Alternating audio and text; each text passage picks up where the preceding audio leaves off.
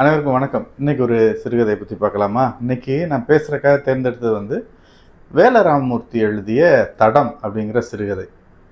மழை அப்படின்றப்ப அது ஒரு ஒரு புத்துணர்ச்சி. மழை ஒரு மகிழ்ச்சி. இது எல்லாம் நம்ம எல்லாருக்கும் கொடுக்கும். பொதுவாக மழை, காஃபி, இளையராஜா அப்படின்னு கூட சொல்லுவோம். இந்த மழை ஒரு கிராமத்தில் எப்படி இருக்கும் அப்படின்றதோட இந்த கதை தொடங்குது. மழை பெஞ்ச மறுநாள் குப்பை கூட பூ மாதிரி பூத்து கிடக்கும். மழையை நான் மகளை பொண்ணு பார்க்க வர்ற மாப்பிள்ளை மாதிரி ஒவ்வொரு சம்சாரியும் மகிழ்ச்சியோட நிச்சயம் பண்ண வந்த மாப்பிள்ளை மாதிரி மகிழ்ச்சியோடு பார்ப்பான் அப்படின்னு தான் இந்த கதையை தொடங்குறாரு வேல ராமமூர்த்தி. இந்த ஊரில் மழை பெஞ்சிக்கிட்டு இருக்கு. ரொம்ப நாளாக மழை இல்லாமல் இருந்த கிராமம் இப்போ மழை பெய்ய ஆரம்பித்தோம். எல்லாருக்கும் ஒரு மகிழ்ச்சி. ஏன்னா மழை பெஞ்சு கம்மா நிறைஞ்சிட்டா விவசாயம் நல்லா பார்க்கலாம் அப்படின்றதில் எல்லாம் மகிழ்ச்சியோடு இருக்கிறாங்க. இந்த கிராமத்து விவசாயிகளின் வாழ்க்கை எப்படின்னா, ஒன்றும் பூமி கொடுக்கணும், இல்லை பூதம் கொடுக்கணும்.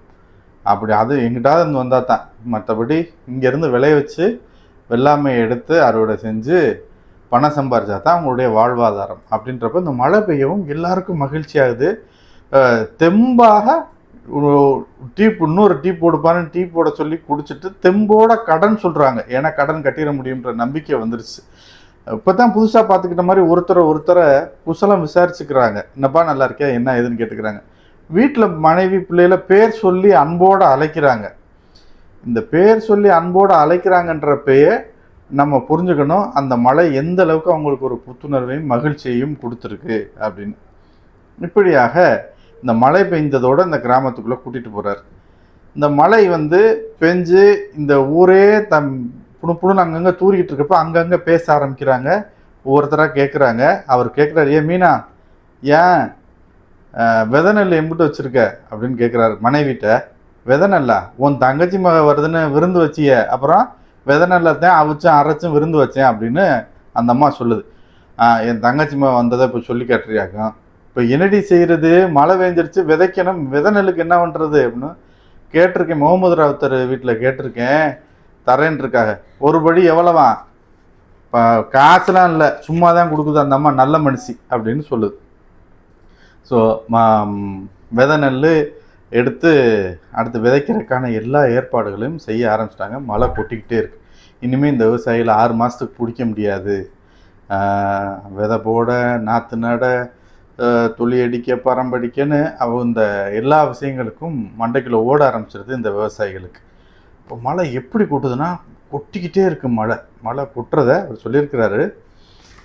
அன்றில் பறவையெல்லாம் கம்மாக்கரையில் கத்த ஆரம்பிச்சிருச்சு. அப்போ அண்டல் கத்த கத்த அடமலை பெய்ய பெய்ய இடையன் குன்ன எனக்கு ஒரு தொத்த ஆடு கொடுங்க அப்படின்னு நிறைய கிடைக்கு கேட்குற அளவுக்கு மழை கொட்டுது.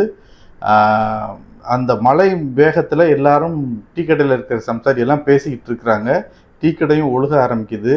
ஒருத்தருக்கு ஒருத்தர் ஒட்டி நின்று பேசுகிறேன். என்னப்பா இப்படி பெஞ்சிக்கிட்டே இருக்கப்பா அப்படின்றப்ப இந்த கம்மா உடஞ்சி போச்சுன்னு என்ன செய்கிறது? கம்மாயே நம்ம தூர் வராமலே இருக்கோம். யார் தூர் வாடுறது? சர்க்கார் தான். ஆமாம், சர்க்காருக்கு இதுக்கு தான் வேலை இருக்குது, நம்ம தான் நமக்கு செய்யணும் அப்படின்னு ஒவ்வொருத்தராக பேசிக்கிட்டு இருக்கிறாங்க. இப்போ கம்மா இப்படி பெருகிக்கிட்டே இருக்கப்பா, என்ன செய்கிறது அப்படின்றப்போ அங்கே தலையாரி ஓடி வர்றார். கொங்காணி சாக்கு போய் நனைஞ்சு போய் அது எடை கூடி ஓடி டீ குடிக்கல அவர் நுழையிறார். எப்போ ரொம்ப மழையாக இருக்குது, உடஞ்சி போச்சுன்னா பெரிய சேதாரம் ஆயிரும் அப்படின்றப்ப எங்கிட்டுப்பா இருக்கணும், பெருகிக்கிட்டே இருக்குது, ஓடையில் தண்ணி வந்துக்கிட்டே இருக்குது அப்படின்றதும் சரி. இப்போ மேற்க உடஞ்சின்னா நல்லது, நீ கிணத்து பக்கம் வந்துடும், நம்ம ஊர் சனம்பூரம் அழிஞ்சு போயிருமியா, அந்த பக்கம் ஏற்றி அடைக்கணும். அப்போ அந்த பக்கம் கிழக்க உடஞ்சா என்ன, முஸ்லீம்களும் பகடைகளும் தானே இருக்காங்க, அழியட்டும். வருஷம் முளைப்பாரி திருவிழா வரும்போது பள்ளிவாசலுக்கு முன்னாடி கொட்டக்கூடாதுன்னு நம்மளோட பிரச்சனை பண்ணுறாங்கல்ல, அழியட்டும் அப்படிங்கிறாங்க. அப்போ இந்த ஊர் மக்கள்லாம் போய் மேற்க கரையை உயர்த்தி கட்டி அப்போ நம்ம பக்கம் உடையான்று பாதுகாப்பாக இருக்காங்க. அதே நேரத்தில் பள்ளிவாசலில் நகரா ஒலிக்கிறாங்க. நகரான்ற இசைக்கருவியை பற்றி நிறைய மற்ற வீடியோக்களில் பார்த்துருப்பீங்க. அதை ஒலிக்கிறாங்க. அதை ஒழித்ததும் முஸ்லீம் பெண்களும் அருந்ததிய மக்கள், அவங்களத்தான் அந்த வார்த்தையை சொல்லி முன்னாடி குறிப்பிட்டிருக்கிறார். அவங்க எல்லாரும் சேர்ந்து போய் கிழக்கு பக்கம் இருக்கிற கரையை ஏற்றி அடைக்கிறாங்க. அப்படின்னா இந்த பக்கம் தண்ணி வந்துடாது அப்படின்றதுக்காக அடைச்சிட்டு இருக்கிறாங்க. அவங்க வீட்டுக்கு போயிட்டாங்க. மறுபடியும் ராத்திரி பள்ளிவாசல் நகரா ஒலிக்குது. அதே நேரத்தில் ஊர் தலையாரி கத்திக்கிட்டு ஓடியாராரு. அப்பா வேகமா வாங்கப்பா, மூளையில் உடைச்சிருச்சு, காட்டை பக்கம் தண்ணி அடிச்சுக்கிட்டு போகுது அப்படின்னா விவசாய நிலங்களுக்குள்ள தண்ணி புகுற ஆரம்பிச்சிருச்சு. வேகமா வந்து அணைக்க வாங்கப்பா, எல்லாரும் ஒவ்வொருத்தருவா கத்திக்கிட்டு ஓடுறாரு. அப்போ 2 பக்கம் ஏற்றி கட்டினப்ப விவசாய நிலங்களுக்குள்ள போனதுனால மொத்தமாக அழியுது, வயல்கள் பூரா அழியுது. அப்போ இவங்க எல்லாருக்கும் புரிஞ்சு போச்சு, ஊரே கிளம்பி போய் மம்பட்டி கடப்பாரை எடுத்துகிட்டு போய் அடைக்க ஓடுறாங்க, இருளுக்குள்ளும் பாதை தெரிந்தது அப்படின்னு கதையை முடிக்கிறார். இந்த கதை தொடங்குறப்ப பார்த்தா மழையின் சிறப்பு, மழையை நம்பி இருக்கிற விவசாயிகள், விதை நெல் யார்கிட்ட வாங்குறோம்னா முகமது ராவுத்தர் வீட்டில் எவ்வளோ காசுனா காசு நல்லா சும்மா தான் விதை நெல் கொடுக்குறாங்கன்ற ஒரு நல்ல விஷயம் அங்கே தொடங்குது.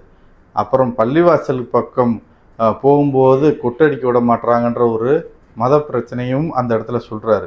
அதன் பிறகு இவங்க என்ன சொல்கிறாங்க, இந்த காரணத்துக்காக அந்த மக்கள் அழியட்டும், அங்கிட்டே ஓடையட்டும்னு அவங்க அந்த பக்கம் ஏற்றி கட்டுறாங்க. இந்த மக்கள் போய் இவங்க பக்கம் ஏற்றி கட்டுறாங்க. மொத்தத்தில் எல்லாம் உடைச்சி யாருக்குமே இல்லாமல் விவசாய நிலம் பூரா அழியும் போது ஊரே ஒன்று சேர்ந்து போய் மொத்தமாக கரையை அடைக்கிறதுக்கு ஓடிக்கிட்டு இருக்கிறாங்க.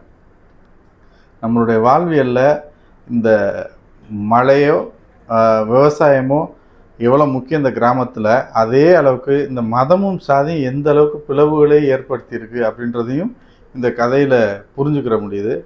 இன்றைக்கி உங்களோட தடம் என்ற சிறுகதையை வாசித்ததில் மகிழ்ச்சி. நன்றி, வணக்கம்.